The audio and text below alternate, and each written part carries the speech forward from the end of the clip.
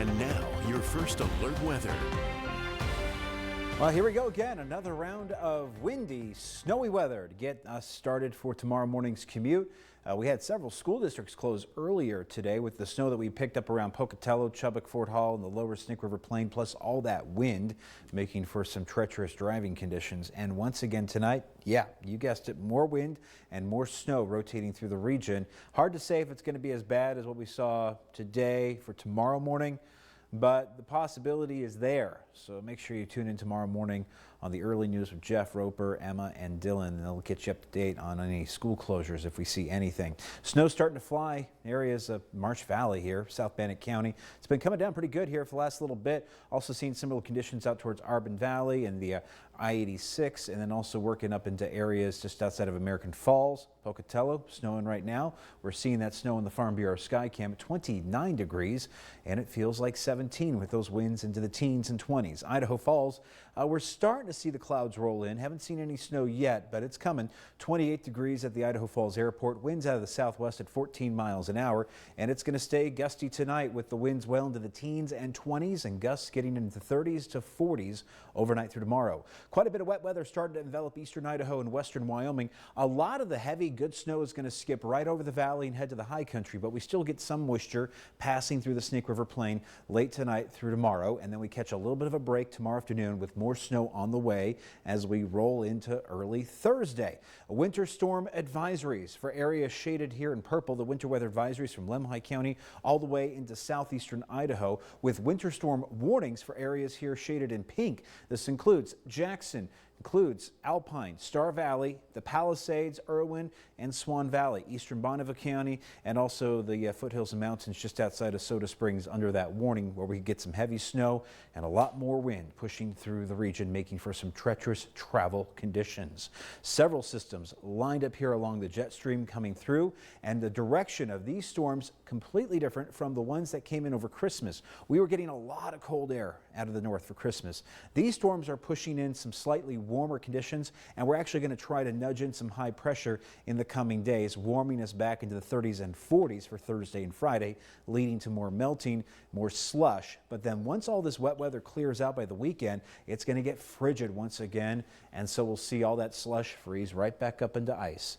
Tonight on the Vipercast, we got the scattered snow coming through the region through tomorrow morning early on, and then we start to see that gap form in the Snake River Plain, with a lot of the snow skipping over the valley because it's going to be quite windy around the Snake River Plain.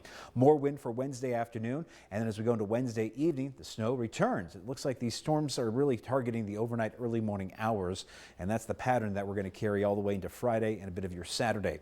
The round of snow for tonight and tomorrow could put down about 1 to 2 inches in areas of the Snake River Plain on top of those gusty winds. Quite a bit of snow getting into the southeastern highlands up towards western Wyoming. Also, we could see some good snow in areas of central Idaho, a couple of inches up towards Salmon and Chouse, quite a bit of snow up towards Stanley as well. Snow and wind with those gusty conditions for tonight, that wind continuing for your Wednesday, and then we have rain and snow for Thursday and Friday, with temperatures turning a little bit warmer outside. 37 for the high in McCammon and Malad tomorrow, with lows back into the 20s tonight. We'll see temperatures in Jackson at 32 tomorrow, with 31 for Rexburg, 30 in St. Anthony, with the mid-20s in Island Park. Central Idaho, highs topping off the low to mid-30s for Salmon and Chouse. Stanley also getting the lower 30s, with Arco at 31 as well. 34 for Idaho Falls, 38 in Pocatello, 40 for Burley, and we'll have temperatures in the upper 30s towards Aberdeen, with a lot of wind, and again, that scattered snow problematic tonight through tomorrow morning. In the 8-day forecast, temperatures peaking to 40 degrees on Friday before some colder air seeps in from the north Saturday and Sunday. It looks like it's going to get pretty chilly as we slide into next week as we get on the other side of the storm system.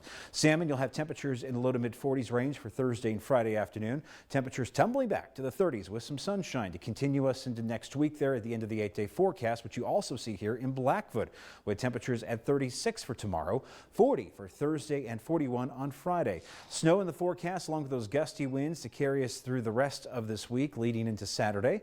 Rexburg, a high of 35 for Thursday, 40 on Friday, and the lower 30s on Saturday, with that snow pushing forward for the rest of this work week and continuing a little bit into the weekend. Pocatello with the warmer temperatures hitting the 40s for Thursday and Friday.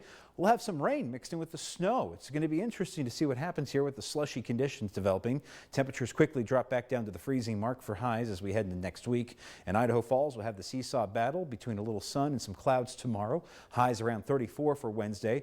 Still not the best day to be outside with all that wind. Temperatures peaking in the upper 30s to lower 40s, melting some of the snow as we cruise through your Friday before the temperatures drop into the 20s and 30s for this weekend, and it looks like it's going to clear out nicely for Sunday. Just a bit cold out there with temperatures into the upper 20s.